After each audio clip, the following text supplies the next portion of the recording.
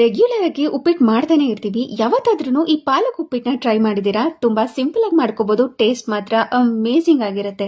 ಮೊದಲಿಗೆ ಒಂದು ಪ್ಯಾನ್ಗೆ ಉಪ್ಪಿಟ್ಟು ರವೆನ ಹಾಕಿ ಚೆನ್ನಾಗಿ ಹುರಿದು ಒಂದ್ ಸೈಡ್ ಅಲ್ಲಿ ಎತ್ತಿಟ್ಕೊಂಡಿದ್ದೀನಿ. ನಂತರ ಒಂದು ಮಿಕ್ಸಿ ಜಾರ್ಗೆ ಪಾಲಕ್ನ ಹಾಕಿ ಸ್ವಲ್ಪ ನೀರನ್ನ ಸೇರಿಸಿ ಸ್ಮೂತ್ ಆಗಿ ಗ್ರೈಂಡ್ ಮಾಡ್ಕೋಬೇಕು.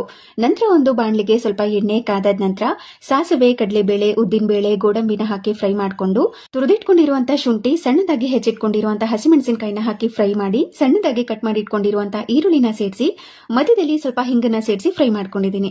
ನಂತರ ಸಣ್ಣದಾಗಿ ಹೆಚ್ಚಿಟ್ಕೊಂಡಿರುವಂತಹ ಕ್ಯಾರೆಟ್, ಬೀನ್ಸ್, ರುಚಿಗೆ ತಕ್ಕಷ್ಟು ಉಪ್ಪನ್ನ ಹಾಕಿ ಫ್ರೈ ಮಾಡಿಕೊಂಡು ರುಬ್ಬಿ ಇಟ್ಕೊಂಡಿರುವಂತಹ ಪಾಲಕ್ ಪೇಸ್ಟ್ ಅನ್ನ ಹಾಕಿ ಕರಿಬೇವಿನ ಸೊಪ್ಪನ್ನ ಹಾಕಿ ಚೆನ್ನಾಗಿ ಕುದಿಸಿ 3 ಕಪ್ನಷ್ಟು ನೀರನ್ನ ಬಿಸಿ ಮಾಡ್ಕೊಂಡು ಸೇರಿಸಿ ರುಚಿಗೆ ತಕ್ಕಷ್ಟು ಉಪ್ಪು, ಹುರಿದಿರುವಂತಹ ರವೆನ ಸೇರಿಸಿ ಚೆನ್ನಾಗಿ ಮಿಕ್ಸ್ ಮಾಡಿ ಒಂದು ಲಿಡ್ನ ಕ್ಲೋಸ್ ಮಾಡಿ ಅದನ್ನ ಈ ತರ ಬೇಯಿಸ್ಕೋಬೇಕು.